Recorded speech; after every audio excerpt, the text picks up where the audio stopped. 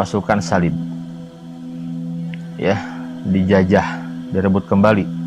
Maka nanti yang membebaskan Baitul Maqdis untuk kembali ke pangkuan muslimin itu berikutnya adalah Salahuddin Al-Ayyubi. Mudah-mudahan kajian kita pada pagi hari ini menjadi motivasi untuk kita semua agar lebih memperdalam sejarah kaum muslimin, bagaimana Islam dahulu pernah memimpin peradaban, kemudian tokoh-tokoh yang muncul dalam sejarah Islam memiliki karya-karya besar yang sangat monumental sekali. Ya, mudah-mudahan ini semua menjadi amal soleh yang akan memberatkan timbangan amal kebaikan kita di akhirat nanti. Allahumma rabbana taqabbal minna innaka antas samiul alim wa tub alaina innaka antat tawwabur rahim. Hadirin sekalian, siapakah Salahuddin Al-Ayyubi? Salahuddin Al-Ayyubi itu yang kita kenal, ya, atau orang-orang barat menyebutnya Saladin, ya. Kita lebih mengenal dengan Salahuddin Al-Ayyubi. Nama lengkap beliau adalah Salahuddin Yusuf ibn Najmuddin, ya, Salahuddin Yusuf ibn Najmuddin Ayyub ibn Sadi, atau yang lebih dikenal dengan Salahuddin Al-Ayyubi. Beliau seorang tokoh yang memiliki peran yang sangat besar dalam sejarah Islam. Beliau adalah seorang panglima Islam, bukan orang Arab. Tolong dicatat, ini bukan orang Arab. Salahuddin Al-Ayyubi bukan orang Arab sebagaimana sebagian kaum muslimin menyangka itu. Salahuddin orang Arab, bukan. Salahuddin orang Ajam, orang non-Arab. Beliau berkebangsaan Kurdi, dari suku Kurdi. Ya, para ulama menyebut Salahuddin Al-Ayyubi ini dengan seorang laki-laki yang mungkin sebanding dengan 1000 laki-laki lainnya. Ini kehebatan Salahuddin Al-Ayyubi. Akan tetapi berbicara tentang Salahuddin Al-Ayyubi dan karya besarnya, tentu kita berbicara tidak hanya sosok Salahuddin, tetapi kebangkitan generasi di masa itu. Kesadaran kolektif untuk mengembalikan, ya, kebesaran Islam. Nah, ini yang penting kita pahami. Jadi tidak hanya Salahuddin Al-Ayyubi sendiri, tidak, tapi memang satu generasi, sebagaimana munculnya generasi Muhammad Al-Fatih yang menaklukkan Konstantinopel pada masa Daulah Turki Utsmaniyah. Tentu tidak seorang diri, tetapi munculnya Sultan Muhammad Al-Fatih dan generasinya itu karena memang kesadaran kolektif, ya, mereka yang ingin kembali menghadirkan kebangkitan Islam, kebesaran Islam, dan ingin membuktikan kebenaran sabda Nabi yang mulia Sallallahu Alaihi Wasallam tentang takluknya Konstantinopel kepada kaum muslimin. Kan seperti itu. Nah, sama pembebasan Baitul Maqdis juga tidak hanya oleh seorang, tetapi satu generasi yang memiliki kesadaran untuk membangkitkan ruhul jihad, mengembalikan kemuliaan Baitul Maqdis, lebih jauhnya mengembalikan kebesaran Islam, seperti itu. Baik, sebelum kita membahas tentang detik-detik pembebasan Baitul Maqdis dari pasukan salibis oleh Salahuddin Al-Ayyubi, mari sedikit kita berkenalan dulu dengan sosok yang istimewa ini, ya, Salahuddin Al-Ayyubi ini. Beliau lahir pada tahun 1138 Masehi, di mana di kota Tikrit, ya, di Irak. Ini Tikrit ini kota yang terletak antara Baghdad dan Mosul, ya, kota yang terletak antara Baghdad dan Mosul. Nah, jadi kelahiran Salahuddin Al-Ayyubi yang nanti punya karya besar ini melengkapi orang-orang besar dalam sejarah Islam yang bukan dari kalangan Arab, ya. Kita mengenal dalam sejarahnya ada orang-orang hebat. Dalam sejarah Islam ada orang-orang hebat yang bukan orang Arab. Ini menjadi bantahan bagi orang-orang yang sering menyudutkan Islam, ya, hanya identik dengan orang Arab. Tidak. Justru Islam itu risalah yang Allah turunkan untuk semua umat manusia, Arab dan Ajam, Arab dan non-Arab. Kita mengenal ada dari kalangan para ulama yang besar ulama yang terkenal dengan karya besar yang sampai sekarang masih kita nikmati karyanya, seperti Imam Al-Bukhari. Itu bukan orang Arab. Al-Imam Al-Bukhari bukan orang Arab. Imam Muslim, Imam At-Tirmizi, kemudian Imam Al-Qurtubi, ya, banyak sekali ya yang menulis bahasa Arab. Ibnu Malik dengan karya Alfiyahnya itu bukan orang-orang Arab. Para panglima Muslim juga banyak orang-orang hebat yang bukan orang Arab, seperti Sultan Muhammad Al-Fatih, ya. Kemudian juga nanti ada, kita kenal sosok, ya, Saifuddin Qutuz, dan masih banyak lagi yang bukan orang Arab. Hadirin sekalian, para sahabat yang berbahagia, nah, karena suatu alasan, kelahiran Salahuddin ini memaksa ayahnya untuk meninggalkan Tikrit, sehingga sang ayah, ya, merasa kelahiran anaknya ini menyusahkan dan merugikannya. Ini para ulama menulis. Jadi rupanya Salahuddin ini lahir tidak diharapkan, gitu. Jadi sang ayah itu ketika Salahuddin lahir tidak begitu senang awalnya. Nah, tetapi saudara-saudaranya memberikan nasihat kepada ayahnya, ya, dengan menyampaikan kalimat, ya, Najmuddin Ayyub nih ayahnya, kata saudaranya, wahai Najmuddin, engkau tidak pernah tahu, boleh jadi anakmu ini nanti akan jadi orang hebat, orang besar. Ini kalimat yang luar biasa, ya, kalimat yang memotivasi. Wahai Najmuddin, bersyukur kepada Allah dengan kelahiran anakmu ini, karena engkau tidak tahu, boleh jadi anakmu ini ke depan akan jadi orang hebat, akan jadi orang besar. Ini kalimat-kalimat yang penuh dengan motivasi, kalimat yang positif begitu. Dan benar kan, kalau kita mengkaji, ternyata Salahuddin Al-Ayyubi ini punya karya besar yang sampai sekarang namanya dikenang sebagai sosok yang punya jasa besar untuk Islam dan kaum muslimin dengan membebaskan Baitul Maqdis dari cengkeraman pasukan salib. Maka dari Tikrit ini keluarga Kurdi, Salahuddin ini kan suku Kurdi, ya, berpindah ke Mosul. Nah, sang ayah Najmuddin Ayyub tinggal bersama seorang pemimpin yang terkenal di masa itu Imaduddin Az-Zanki. Imaduddin Az-Zanki. Maka masih saudara, ya, Imaduddin Az-Zanki memuliakan keluarga Najmuddin Ayyub ini, dan Salahuddin kecil tumbuh di lingkungan yang penuh dengan keberkahan, ya, karena ini masih kerabat kita.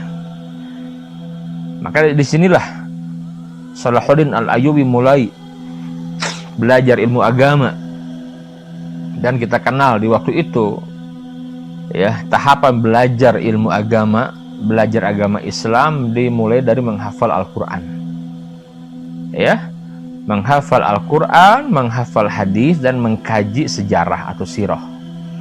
Ini berulang kali saya sampaikan. Kenapa? Karena memang ini kurikulum yang harus kita kembali hidupkan, harus kembali kita jadikan sebagai kurikulum utama mendidik putra-putri kita ke depan tatkala ingin, ya, punya andil untuk mengembalikan kebangkitan Islam di akhir zaman ini.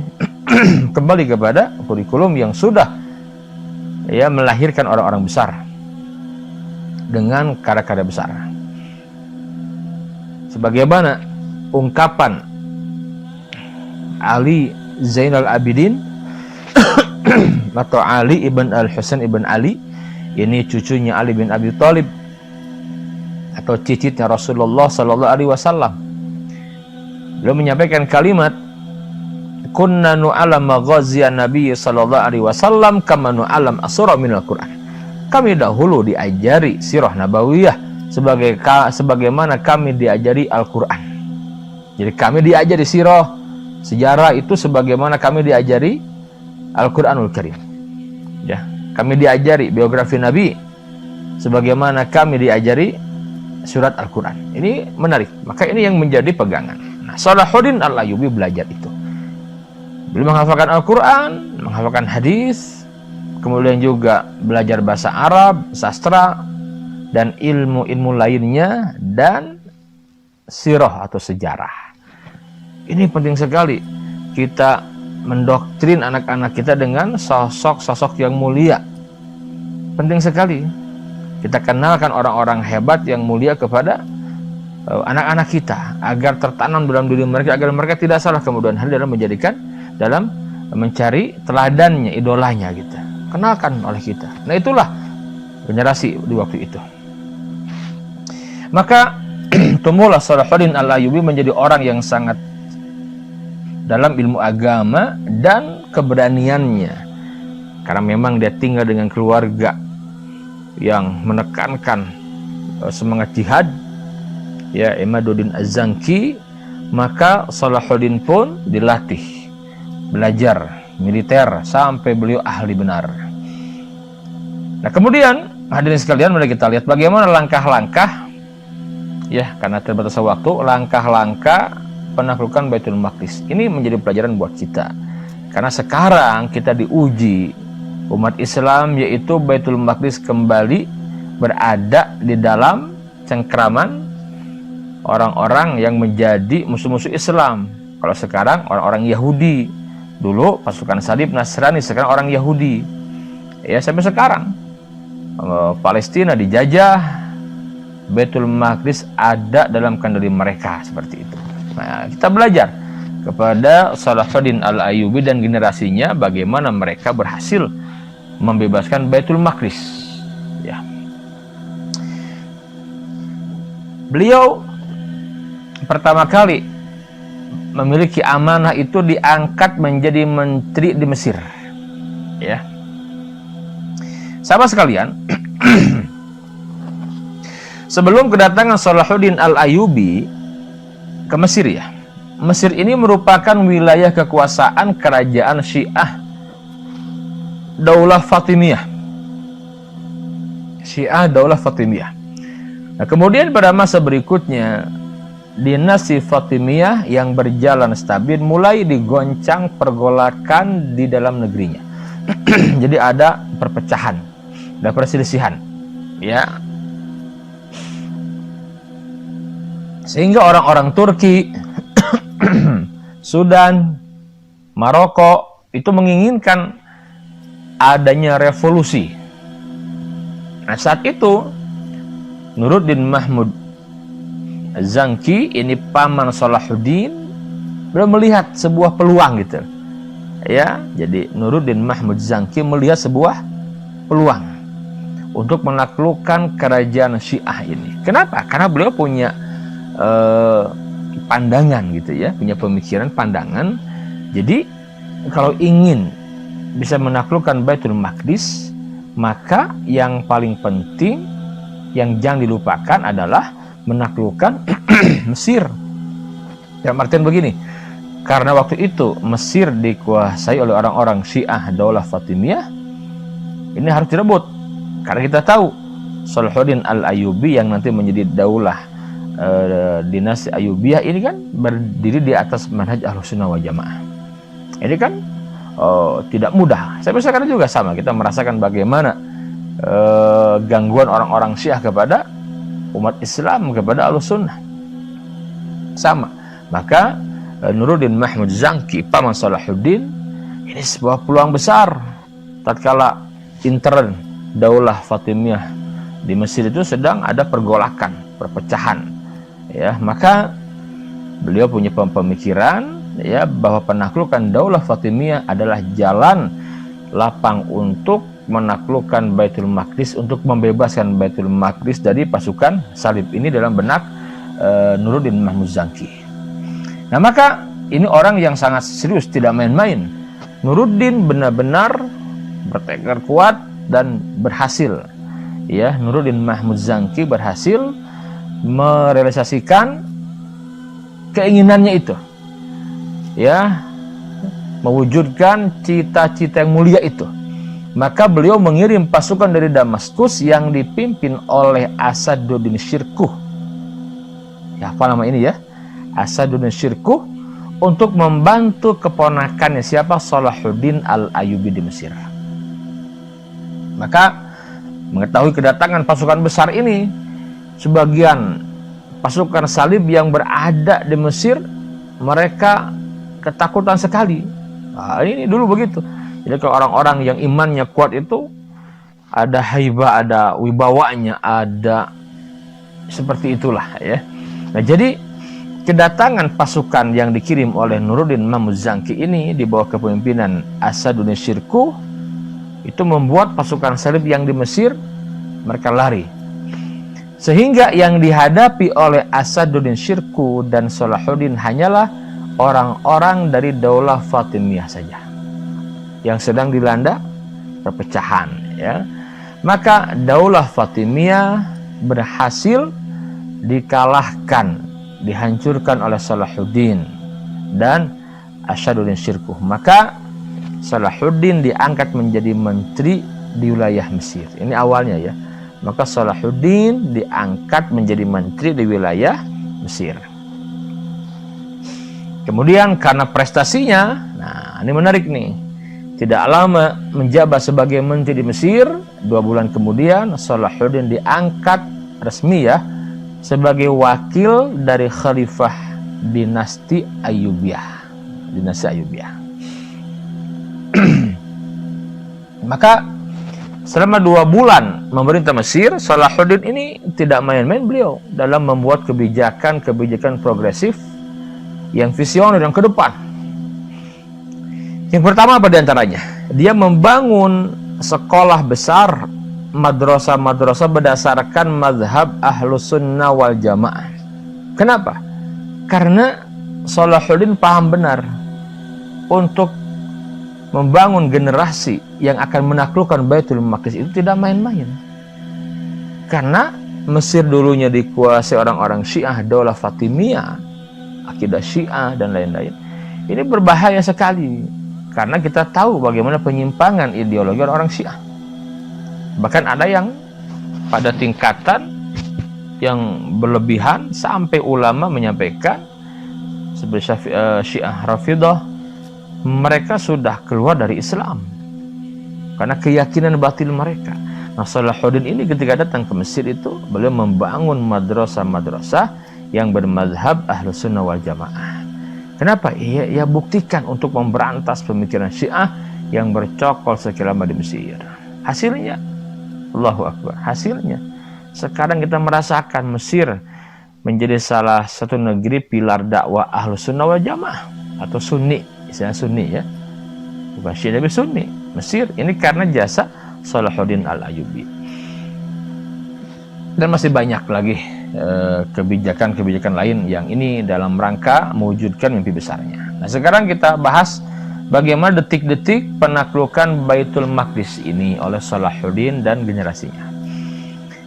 Taib, sahabat sekalian, persiapan Salahuddin untuk menggempur pasukan salib di Yerusalem itu benar-benar matang. Jadi wajar ya kalau Allah berikan kepada Salahuddin dan generasinya kemudian ini. Jadi beliau menggabungkan persiapan keimanan non materi itu ya, dan persiapan materi yang luar biasa digabungkan. Persiapan non materi dan persiapan materi digabungkan atau persiapan keimanan dan strategi yang luar biasa sebagai seorang panglima perang. Kembali, persiapan keimanan tadi saya katakan ia membangun ya sekolah-sekolah. Beliau membersihkan umat dari akidah Syiah Batiniyah. Ya, orang-orang Islam ditarbiyah, dididik.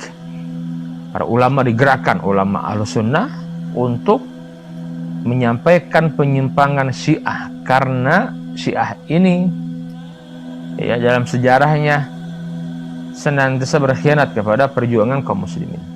Itulah Syiah. Ini penting kita pahami saudaraku. Maka Salahuddin mengajak para ulama, peran ulama agar mereka mendakwahi orang-orang yang sudah rusak pemikirannya ditambah dikuatkan orang-orang Ahlussunnah dengan akidah Ahlussunnah wal Jamaah. Nah, ini Salahuddin, ini persiapan karena beliau yakin tidak mungkin bisa menang melawan pasukan salibis kalau akidahnya menyimpang. Ini penting kita bahas. Jadi kita ingin menghadirkan kebangkitan Islam, ingin ada generasi yang hebat ke depan. Putra-putri kita didik dengan akidah yang benar, akidah yang diajarkan Allah dan Rasulnya, tauhid, akidah yang dibangun di atas Al-Quran dan Sunnah, manhaj Ahlussunnah wal Jamaah. Ini penting sekali kita hafal, karena ini kuncinya, saudaraku. Gak ada kemenangan, gak ada pertolongan kalau rusak akidahnya. Ini dalam benak Salahuddin Al-Ayyubi. Berikutnya apa? Beliau menyemarakan dakwah persatuan dan kesatuan umat. Ini Salahuddin. Maka Salahuddin Al-Ayyubi meminta para ulama untuk mengedukasi umat. Kita tahu bagaimana masalah intern umat Islam yang sering dipecah belah karena masalah-masalah khilafiyah. Salahuddin Al-Ayyubi, beliau menyuarakan persatuan dan kesatuan umat Islam, ya, untuk menghadapi pasukan salibis, ruhul jihad. Jadi beliau menyampaikan penting sekali mendudukkan mana masalah yang sifatnya khilafiyah, mana masalah yang sifatnya penyimpangan, ya. Jadi kalau masalah khilafiyah dalam masalah furu itu buat diedukasi. Jangan sampai gara-gara perbedaan yang kecil seperti ini menyebabkan pecah kaum muslimin. Enggak bisa. Tidak ada kemenangan tanpa kekuatan, dan tidak ada kekuatan tanpa persatuan. Nah, jadi kadang-kadang persatuan umatnya dirusak oleh hal-hal yang seperti itu. Tentu juga karena mungkin para tokoh-tokohnya yang tidak paham bagaimana menyatukan umat. Padahal ketika umat Islam bersatu, kuat mereka, maka musuh tidak akan bisa menguasai muslimin. Seperti itu. Jadi ini peran ulama besar sekali, peran ulama ini untuk menyatukan umat, ya. Sekarang juga sama-sama mengajak. Ayolah, wahai para dai, para ulama, para asatidz, edukasi umat. Jangan sampai tetap kita berjalan di tempat bahkan makin mundur, disibukkan oleh masalah-masalah yang sebenarnya ini udah final gitu loh. Para ulama kita dulu sudah membahasnya. Maka sering saya sampaikan, tidak ada kemenangan umat Islam tanpa kekuatan, dan tidak ada kekuatan tanpa persatuan. Maka untuk menghadirkan kekuatan itu, ya, ayo kita bersatu dalam masalah akidah, ya. Nah, di sini nih akidah Ahlussunnah wal Jamaah. Inilah Salahuddin Al-Ayyubi. Kemudian bertoleransi dalam masalah khilafiyah, ya, dan bekerja sama berjamaah dalam dakwah. Kembali ya, untuk menghadirkan kekuatan, maka bersatu dalam akidah Ahlussunnah, bertoleransi dalam masalah khilafiyah furu'iyah, fiqhiyah, dan kita bekerja sama berjamaah dalam dakwah. Nah, seperti itu. Inilah yang dulu dilakukan oleh Salahuddin Al-Ayyubi. Maka dengan kampanyenya ini ia berhasil menyatukan penduduk Syam, Irak, Yaman, Hijaz, dan Maroko di bawah satu komando. Luar biasa ini. Maka dari persiapan non materi ini terbentuklah sebuah pasukan dengan cita-cita yang sama dan memiliki landasan keimanan yang kokoh sekali. Ini luar biasa. Jadi satu generasi pasukan yang mereka memang cinta jihad, akidahnya benar, mereka berjuang mencari kemuliaan di sisi Allah, membebaskan Baitul Maqdis. Ini kan luar biasa. Dan kita perlu orang-orang seperti Salahuddin Al-Ayyubi kalau ingin kembali menghadirkan kebangkitan Islam. Materi tahapannya, ya. Kemudian dari segi fisik, dari sisi materi gitu, Salahuddin ini mengadakan pelatihan yang luar biasa, ya, menggembleng pasukannya. Beliau bangun markas militer, beliau bangun benteng-benteng perbatasan, ditambah jumlah pasukan, beliau memiliki kapal perang, beliau membangun rumah sakit. Oh, luar biasa. Artinya apa? Seorang pemimpin memang harus paham benar di zaman mana dia berada. Jadi kalau Salahuddin di waktu itu dia sudah maju lebih jauh gitu, dalam strategi perangnya, kekuatan militernya. Sebagaimana dahulu ya di zaman salahnya ya, di zaman salahnya Salahuddin kita tahu ada ada Sultan Al-Fatih kan, ada Sultan Muhammad Al-Fatih. Sama juga, beliau punya strategi di masa itu yang luar biasa, yang membuat musuh tuh terbelalak, kagum gitu dengan kehebatan strategi Muhammad Al-Fatih. Sama juga Salahuddin Al-Ayyubi. Jadi penting ini sesuatu begitu. Jadi sempurna ikhtiar, jadi persiapan keimanan, tarbiyahnya dari sisi keimanan juga ikhtiar secara materinya. Jadi ditempuh sunatullahnya begitu. Nah, maka sudah mempersiapkan, tetapi kemudian qadarullah. Nah, ini luar biasa. Pada tahun 580 Hijriah, sekitar abad ke-6 ya, 6 akhir lah, Salahuddin itu menderita penyakit, sakit. Beliau tiba-tiba sakit dalam persiapan ingin menaklukkan Baitul Maqdis. Beliau sakit, dan sakitnya cukup berat sampai orang mengira beliau akan meninggal dunia gitulah dengan sakitnya itu. Tetapi Salahuddin Al-Ayyubi semakin kuat tekadnya untuk membebaskan Baitul Maqdis, untuk membebaskan Yerusalem. Makin kuat sampai kemudian dia bertekad, berazam, kata Salahuddin, ya, apabila dia sembuh dari sakitnya itu, maka ia akan menaklukkan pasukan salib dengan segera di Yerusalem, membersihkan tanah para nabi dari kesyirikan Trinitas, doktrin Trinitas. Ini tekad Salahuddin.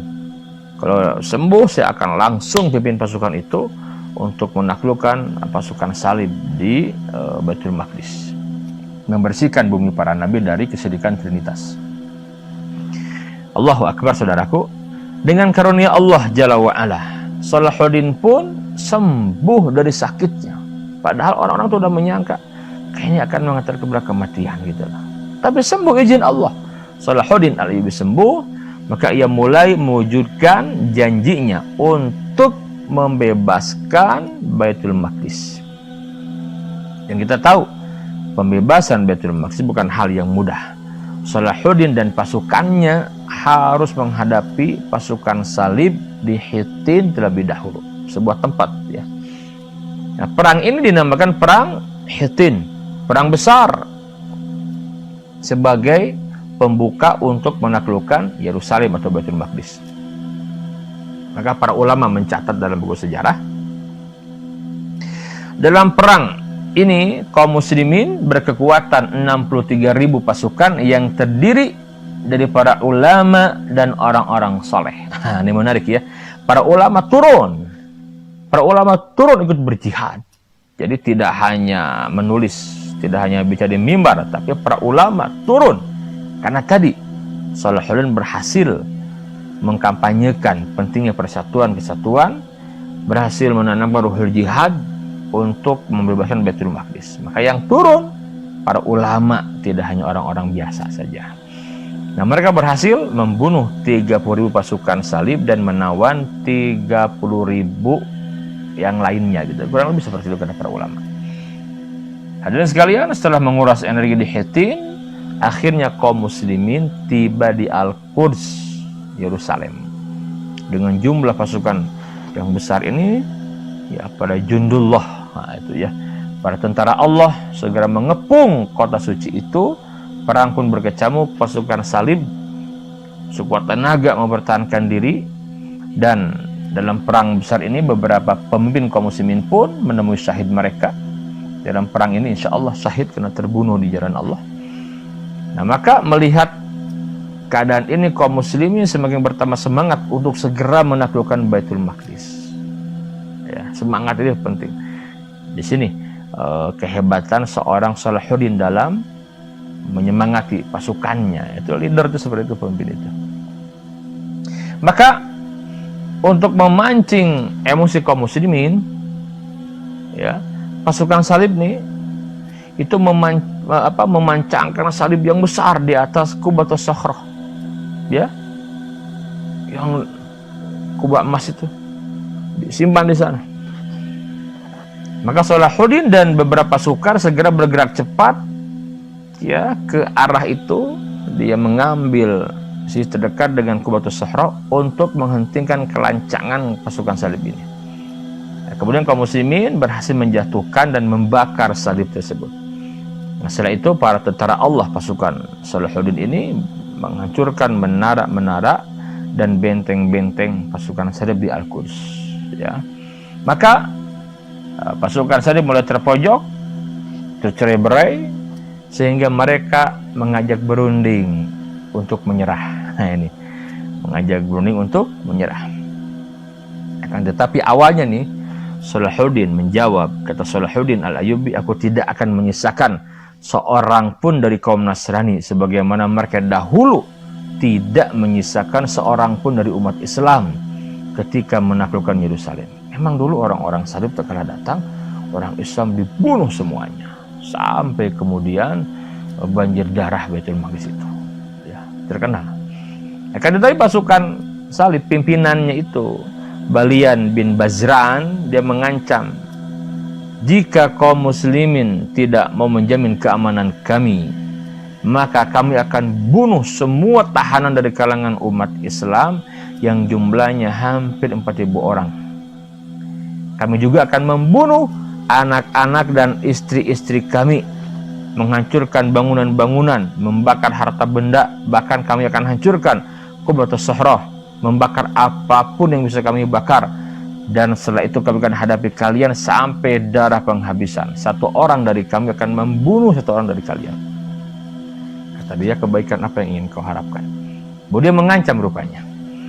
Ya, akhirnya setelah Salahuddin berunding dengan pasukan Syura begitu, kata beliau, ya sudahlah, kita maafkan, kita kembalikan ke Eropa, kita kembalikan ke tempatnya gitu. Jadi dikembalikan dengan orang Romawi ini. Maka Salahuddin pun sepakat dengan yang diajukan oleh pimpinan mereka, tapi dengan syarat laki-laki dari mereka membayar 10 dinar. Ya, kemudian perempuan 5 dinar dan anak-anak 2 dinar. Maka pasukan salib pergi meninggalkan Baitul Maqdis, Yerusalem, dengan tertunduk dan hina, dan kaum muslimin berhasil membebaskan Baitul Maqdis untuk kali kedua. Setelah tadi yang pertama oleh Umar bin Khattab radhiyallahu anhu, itu penaklukan, ini pembebasannya. Tidak ada satupun orang-orang sudah menyerah dianiaya, tidak. Beliau sepakat. Komitmen orang Islam itu begitu, komitmen. Mereka bisa berunding, maka menyerah, sudah. Dipenuhi syaratnya, silakan. Maka mereka semua kembali. Karena Salahuddin menjamin tidak akan menyakiti mereka. Ya. Maka Salahuddin dan pasukannya memasuki Yerusalem atau Baitul Maqdis pada hari Jumat, kapan tanggal 27 Rajab 583 yang bertepatan dengan tanggal 2 Oktober 1187 Masehi. Maka kota yang mulia ini kembali ke pangkuan umat Islam. Setelah selama kurang lebih sekitar 100 tahun lah, 1 abad kurang lebihnya gitu, dikuasai oleh orang-orang Nasrani. Kemudian Salahuddin mengeluarkan salib-salib yang terdapat di Masjid Aqsa. Beliau bersihkan dari segala najis dan kotoran, dan Salahuddin mengembalikan kehormatan, kemuliaan, kesucian Masjid Aqsa yang menjadi kiblat umat Islam yang pertama. Di mana Nabi yang mulia menyebutkan, la tusaddur rihal illa ila salasati masajid.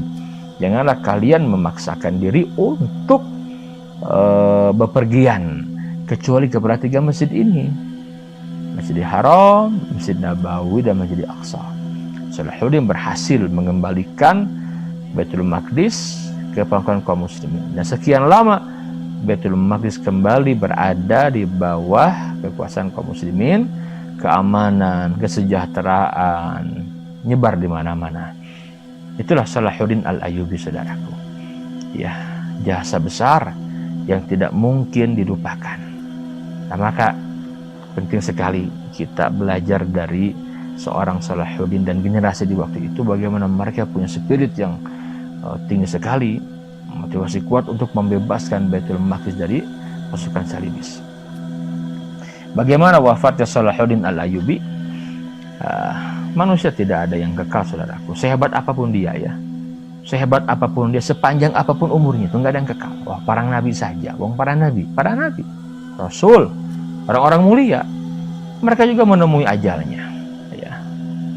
Para sahabat nabi sebelum juga wafat semuanya. Maka Salahuddin Al-Ayyubi sama sebagai seorang yang punya karya besar, orang hebat. Beliau juga sama sebagai seorang manusia biasa, beliau juga meninggal dunia. Beliau wafat ya pada usia 55 tahun, masih muda ya. Beliau wafat pada usia 55 tahun. Kapan? Beliau meninggal pada tanggal 16 Safar tahun 589 Hijriah yang bertepatan dengan tanggal 21 Februari tahun 1193 Masehi. Beliau meninggal di kota Damaskus ya. Kenapa? Karena beliau meninggal karena mengalami sakit demam hampir 12 hari. Orang-orang ramai menyolati jenazahnya. Anak-anaknya ada Ali, ada Utsman Ghazi, turut hadir mengantarkan sang ayah ya ke pemakaman. Sehingga berakhirlah Salahuddin Al-Ayyubi dengan jasa-jasa besar, karya besar dalam hidupnya, yaitu beliau membebaskan Baitul Maqdis. Maka sampai sekarang terkenal pembebas Baitul Maqdis itu Salahuddin Al-Ayyubi, setelah sebelumnya pendahulunya Umar bin Khattab yang menaklukkan. Hadirin sekalian, sekarang Al-Quds dijajah oleh orang-orang Yahudi. Maka penting sekali saudaraku kita untuk memiliki spirit sebagaimana dahulu di masa itu. Yakinilah bahwa Baitul Maqdis yang sekarang sedang dijajah oleh orang-orang Yahudi itu pasti bisa kita bebaskan kembali. Pertanyaannya, maukah kita ikut menjadi bagian dari generasi akan kembali membebaskan Baitul Maqdis? Itu pertanyaan besar. Maka saya mengajak, kuncinya apa? Layakan diri kita. Ini kuncinya. Ya, kunci ketika ingin berada di barisan generasi akan kembali menghadirkan kemenangan untuk membebaskan Baitul Maqdis dari penjajahan Zionis, kuncinya apa? Layakan diri kita. Karena pasti Allah akan memberikan ya kemenangan untuk umat Islam. Hanya siapa kita tidak tahu. Kita ingin dong, kalau tidak kita, mudah-mudahan putra-putri kita ke depan. Maka yang pertama dari kajian ini kita mengambil pelajaran, mari perkuat akidah kaum muslimin. Ini peran para ulama ini harus mengajarkan akidah dengan benar. Kita edukasi umat, ingatkan umat akan bahaya akidah Syiah, karena Syiah ini sekarang menjadi musuh dalam selimut untuk umat Islam ya. Pengkhianatan, kita tahu bagaimana kemudian di Suriah, saya sedih sekali mendengarnya, belum lama ini makam seorang Amirul Mukminin Umar bin Abdul Aziz. Hadirin sekalian, saya ingin menyampaikan ya, saya sangat terinspirasi benar oleh sosok Umar bin Abdul Aziz. Saya sangat cinta dengan orang ini. Saya banyak baca biografi beliau, saya bolak-balik terus. Ini orang yang luar biasa, spesial di mata saya pribadi gitu. Ya, seorang yang saleh. Bayangkan, Umar bin Abdul Aziz ini kan disepakati kesolehannya. Seorang yang adil, seorang yang luar biasa dalam kepemimpinan dari Daulah Bani Umayyah. Beliau meninggal di saat usia masih muda, belum 40 tahun. Makamnya dihancurkan, dirusak oleh orang-orang Syiah. Ngeri sekali ini. Kenapa? Karena mereka membenci cicitnya siapa? Uyutnya siapa? Umar bin Khattab. Kan begitu, kan mereka benci sekali kepada Umar. Ada peluang mereka hancurkan itu makamnya Umar bin Abdul Aziz. Padahal nggak ada apa-apa, nggak ada harta berharga. Karena memang dendam. Ini ideologi yang bahaya. Jadi selama ada orang-orang Syiah, kita agak susah untuk membebaskan Baitul Maqdis. Karena sejarahnya begitu. Palestina merdeka, Baitul Maqdis itu oleh orang-orang luar Palestina. Makanya orang-orang Palestina sering menyampaikan, kami hanya menjaga Baitul Maqdis, kalianlah yang membebaskan nanti. Maksudnya siapa? Orang luar Palestina. Dalam sejarahnya begitu. Jadi mereka itu menjaga saja, jangan sampai hilang gitulah. Nah, kita lah yang kemudian harus membaca itu, belajar dari sejarah. Kalau dulu Salahuddin bukan orang Arab, Allah pilih menjadi pembebas Baitul Maqdis, ya.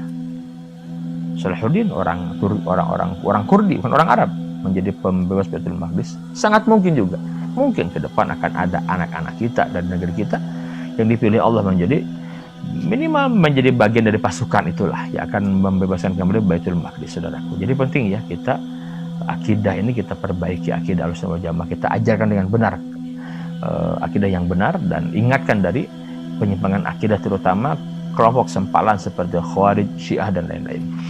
Yang kedua, gemborkan persatuan umat.